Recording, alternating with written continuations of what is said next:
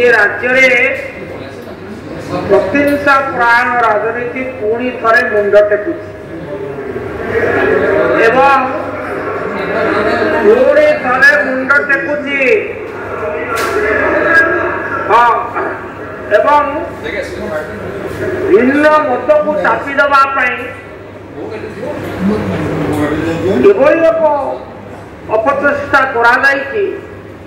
जहाँ केवल आपत्तिजनक नुहे अत्यंत निंदनीय मो कठोर भाषा निंदा करुच्ची अध्यक्षा महोदया आपण होती निरपेक्षतार प्रतीक एवं आपणकर धैर्य शक्ति असीम मो तेणु संक्षेप घटनाटी को उपस्थापन करी मोर जुक्तिर यथार्थता को प्रतिपादन करने चाहे गृहर जड़े मान्यवर सदस्य जे किसी समय पूर्व वक्तव्य रखुले मान्यवर चांदवाली सभ्य जनप्रतिनिधि श्रीजुक्त भोमकेश राय विरुद्ध अभियोग नुहे गोटे मोकद्दमा मिथ्या मोकद्दमा करा एवं मिथ्या मोकद्दमा सह आमर जो बाणास्त्र आईन तार धारा 27 लगा गत काली मालगोदाम थाना जो आमर एफआईआर लॉ से 2196/5/9/2024 से प्रथम धाराटी आर्म्स एक्ट 1959 लॉ सेक्शन 27 लगाई जदि आप मारणास्त्र व्यवहार माने धरी व्यवहार करेंगे लगे किंतु आप देखिए कौ बल ना गोटे अभियोग बल अभियोगटी किए कले जड़े एक छात्र कले तेणु से जड़े एक छात्र कले से अभियोग दुईटी परस्पर विरोधी कथा लिखिं प्रथम कथा है कहले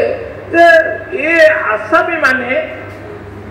मान्यवर सभ्यों सहित आउ जो बंधु मान थे से आसामी मानकर नाम उल्लेख करपरी अतर्कित भाव में आक्रमण करने को चेष्टा कले एमाने प्राण बहरे दाई जाए कौटी पहुंचल ना कैंपस हॉस्टल पहुंचल पर्व पलि गले लिखिले आसामी माने आतंकवाद खेलाई हाथ में धरी बंदूक मोर मुंडे लगे आप तो पलि गले फिर बंदूक लगे के गोटे आश्चर्य कथा ये साधारण जना पड़ी एटा हूँ फैब्रिकेटेड एटा जना पड़ी ये हूँ पॉलिटिकली मोटिवेटेड अब या पचरे कुंठित अभिसंधिता कौन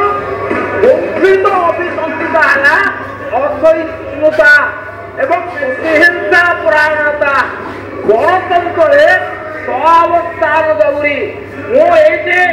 पंडित नेहरू गोटे वाक्य उद्धार करने चाहे पंडित नेहरू कहते सहनशील टॉलरेंस इज अ वर्च्यू और kind appreciation madam Pandit Nehru has said I quote tolerance is a virtue tolerance of not those with whom we agree but tolerance of those with whom we disagree तो आमे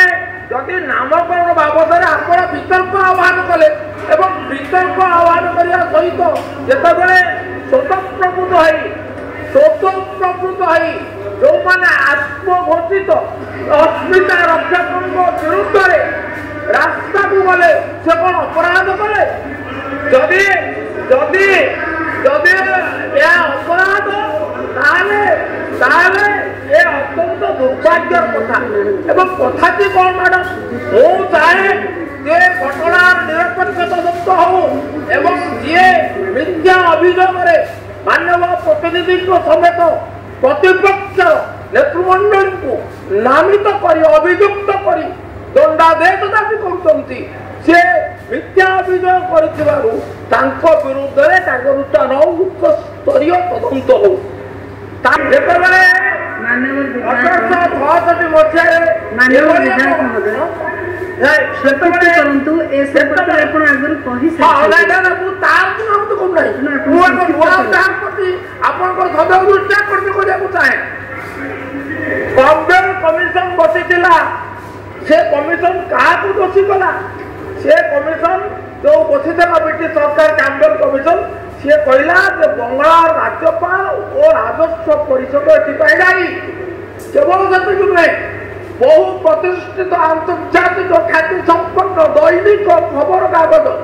ଦ ସ୍ପେକ୍ଟାଟର ଏବଂ ଦି Times ସେତେବେଳେ ଲେଖି ସେ କହିଥିଲେ ଏଥିପାଇଁ ଦାୟୀ କିଏ ଏଥିପାଇଁ ଯୋଉ ରାଜ୍ୟପାଳ ଏବଂ ସେ ତତ୍କାଳୀନ ରାଜସ୍ୱ ପରିଷଦର 3 ଜଣ ସଦସ୍ୟ କେବଳ ସେତିକି ନୁହେଁ ଯେତେବେଳେ ଯେ ଇଣ୍ଡିଆ ସଚିବ